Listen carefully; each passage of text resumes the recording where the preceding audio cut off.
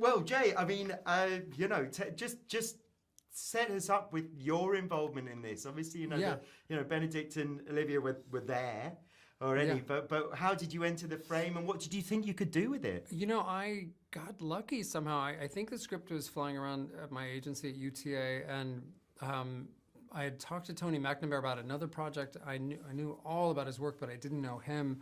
And so when that script came in with those two attached, even as a remake, I was thinking, I really love that original film. How do what can we do with this?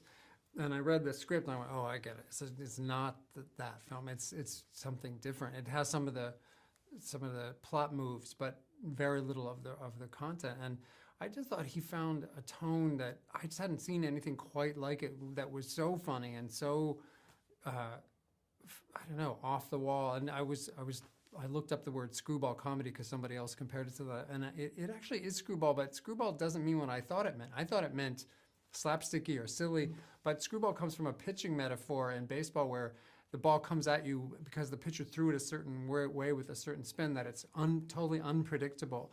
So that's how I experienced the script. Was I didn't see any of it coming, and I think with these actors, and then you throw in wild cards like Kate McKinnon and Andy Samberg, that you won't see. You'll think you know where it's going, and it's going to go some other places. And I don't know. I fell for it. I found it really therapeutic and relatable as someone who's been through a number of good relationships and a number of very bad ones. So I think people will connect on one level or another, and that the range of experiences that Tony packed into it, I think will be surprising to a lot of people. Yeah, I mean that's one of the joyful things it does, is that it moves between so many different kind of places and tones. The shifts of it's like Billy Wilder in that respect. No, but in the way that it goes from sort of pathos to and tenderness into sort of spit your coffee out humor. Yeah. What was that like to negotiate that?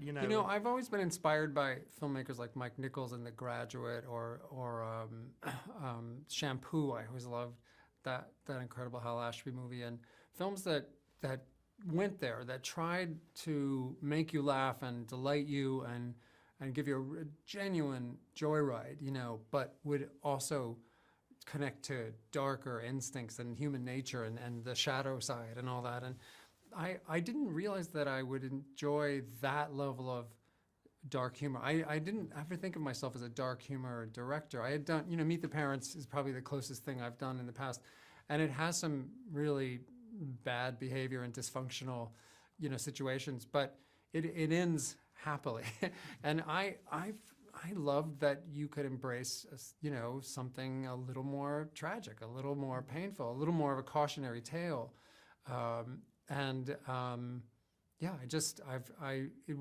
It taught me something about myself, to go through that.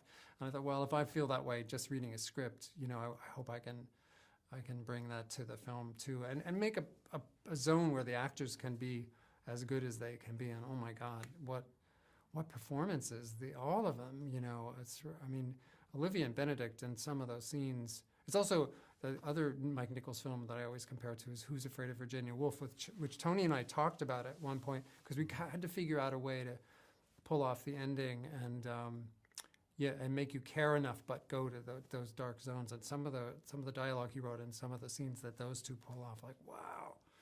That is something. Though it's funny because when I was going to the screening, it's quite an early screening, and I remember, Benedict, an actor I love and have followed.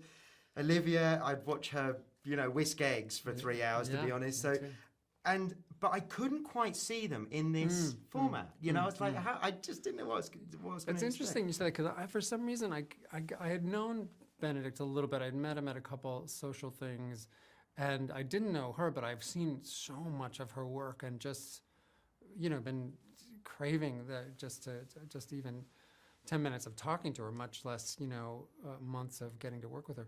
So I don't know why, but I thought they might have incredible chemistry. They're kind of opposites as characters, because he's very comfortable in his own skin, kind of confident and talented at the beginning. And she seems to she has skills and superpowers, but she's okay not taking advantage of them.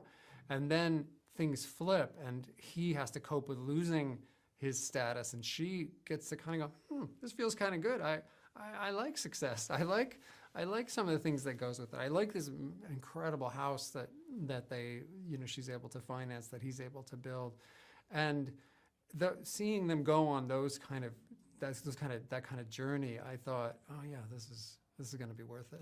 Yeah, well, it's funny because that journey feels like a very dramatic journey in a way. Yeah. But I was surprised by quite how funny this is. It's really funny, and I haven't seen a really funny film like this in a very long time. Well, that dinner scene, partway through the film, they all have dinner together, and that was one of the scenes where I went, oh, I can't not do this, because picturing those two going at each other with everybody else trapped around that table, and the hilarious way the Americans envy the British ability to find that kind of wit in the middle of dark times, and that they try to imitate it, and it's just that was delicious. I really loved that experience.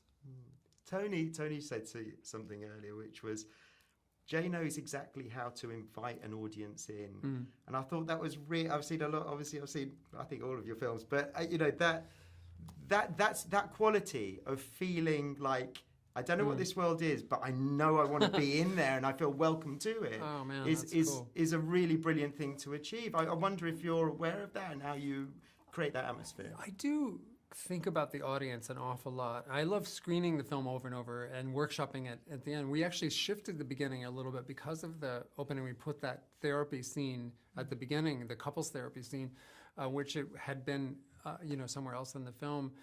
And it is a kind of showmanship, but it's also a kind of empathy with the audience. Like, what's going to make you accept this tone, accept this story right from the get-go, and go, oh, I can't wait to see what happens next. And I really try, to pull that off. But it's almost all casting. It's who you. I always say casting is tone and tone is casting, because everybody worries so much about tone. But you bring Benedict Cumberbatch and Olivia Colman, and you do buy that energy in the couples therapy thing right away, that they really do have amazing chemistry. I wish I could talk to my partner that way. And then because you've seen them in so many other films, that the audience is welcomed in by the personas they bring, and then they add that to the great characters Tony's designed. And yeah, it's something that's the highest compliment you could pay to me, because I want the audience to have a good time, but also maybe figure some stuff out, or at least ask some questions about how to do relationships a little better. Yeah. I mean, and that scene was it was literally the first line of dialogue. And I was like, right, I'm into this. It was literally in the first line. Oh, that's awesome. I'd rather sleep with her than a wolf. Yeah, and that's Benedict. I mean, he's so good. He's so funny. He doesn't realize how funny he is. He's freaking funny. Well, that's what I liked, actually, seeing these two, dramatic actors, if you like, just being so playful and obviously enjoying it. And talking to them, they've loved the process, so it's worked in every sense, I'd say. Just finally, I know you must have a whole career of pitching your ideas and describing things that are almost indescribable. Now you've made the film. Mm-hmm. How would you describe it to someone? That's a good question. I'll take a stab at it, because I usually have such long answers about it, because there's so many things to talk about. But I really look at it as a dark comedy about how fragile relationships are, how magical and sort of empowering they can be, but how important it is to keep working on them and keep, I was thinking we all need couples therapy, and that's what I hope this film is. Well, it'll set the couples therapy industry alight. I'm sure it will. Yeah, Jay, thanks, man, thank you. Loved it. Thank you, man. Thank you. I really appreciate that.